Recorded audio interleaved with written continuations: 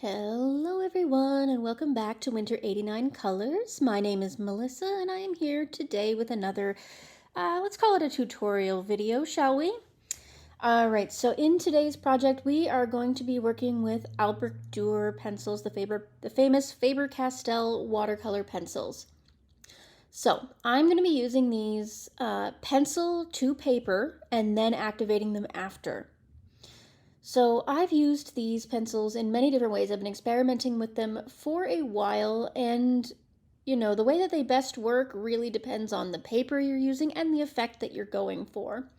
So because this is a background, and particularly a jungle one, I've decided that I don't really care if it's perfectly smoothly mixed together. I wouldn't mind it if it's a little blotchy, a little patchy, a little all over the place, because we're kind of trying to portray that we have foliage stretching backwards, behind her. So it doesn't really matter if it's perfect at this point. So I start by laying down a layer of color. I'm going to be using about a medium pressure for pretty much everything in this, except for on the fade between colors. So I'm laying down the medium pressure in about fourths. I've split the page into fourths visually, just in my mind. I didn't need to mark it down because I can kind of visualize it. If it helps you, you can always actually physically mark the areas that you want to start your transition into the next color. But that's entirely up to you. You could use just a regular graphite pencil to do that, just to make a tiny little mark where you want to start fading into your next color, and then that'll help to remind you not to get too overwhelmed in the color that you're using and overshoot your goals.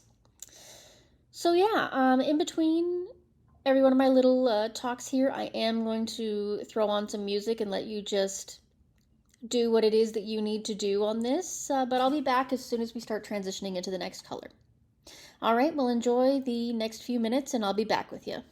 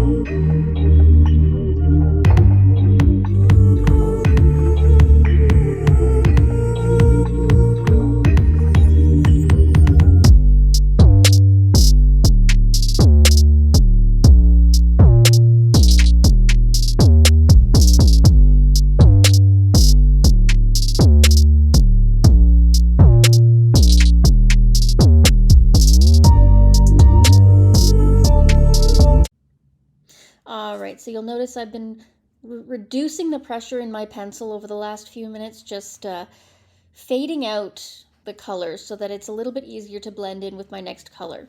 So I'm moving on to the next lightest shade, which is Permanent Green, and I'm going to do the same thing that I did with the Pine Green, except that we're being careful to make sure we realize that we're moving into multiple different colors at this point. So again, I'm going to be using medium pressure, starting overlapping the last color.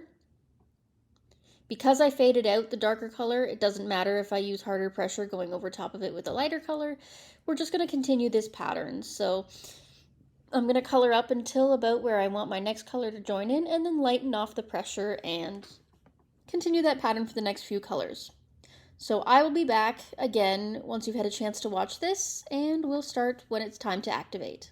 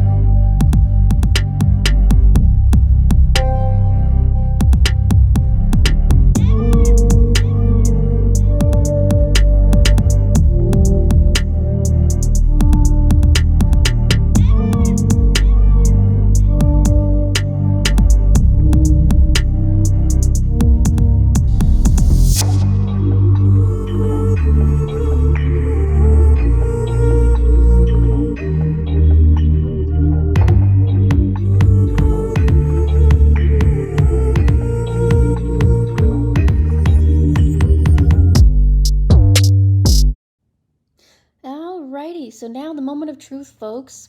I'm pulling out my water brush here and I'm going to start activating these. Now they're already pretty nicely blended, just as is, as you can see. So that helps us in creating the look that we want, making it easier once we activate. So, this part is just a matter of practice. It's really hard to describe exactly how I'm activating. I'm just using small, light, circular motions to try and make sure I'm evenly distributing the pigment and water, making sure nothing's pooling anywhere in particular. If I have to, I'm reaching in between to wipe off my brush to make sure that I'm not piling up excess water or excess pigment anywhere, just trying to make a nice, even coat. And you'll see as we continue on, it really doesn't take that much effort, particularly with Albrecht Durers. You just allow them to sort of melt into each other. I'm not doing a lot of work here. And you'll see, especially here, we're starting to move into another color. And I'm just dragging the pigment out where it needs to go. Again, this just takes practice. I think you just have to do it over and over again until you sort of figure out the best way to do it, your favorite technique. And just being, willing to forgive yourself a little bit as you learn how the water moves on the paper and how the pigment moves within the water. All right, I'm going to leave you to it again, and I'll see you at the end.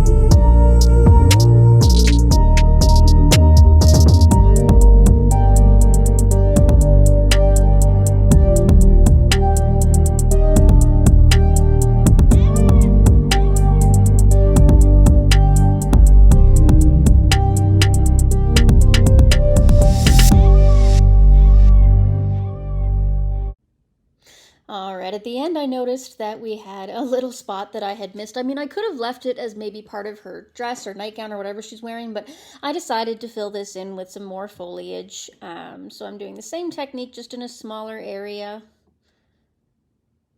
This gives you a really good idea and close-up as to how I do my coloring, and then followed by the activating. So I'm glad that I was able to capture this and show you, because A, it shows you can go back and fix your mistakes if you forget at the end, and it shows you a nice close-up of what it is that we're supposed to be doing here. So I'm using the two darkest colors, Permanent Green and Pine Green.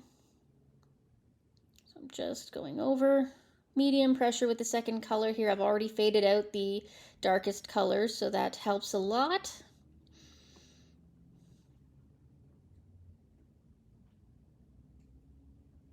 And we're just gonna blot that together. So I'm pretty happy with the way this project turned out. This background is quite nice. I believe by the time that you're seeing this, the entire picture will be completed. However, I'm not going to be showing it until my dear buddy, Miss Tanya, who gifted me this book so kindly, has hers complete as well. So this is all you'll see of it until that time. So enjoy the rest of your day. Happy coloring, and hopefully you enjoy all the blessings that come to you. Bye-bye now, folks.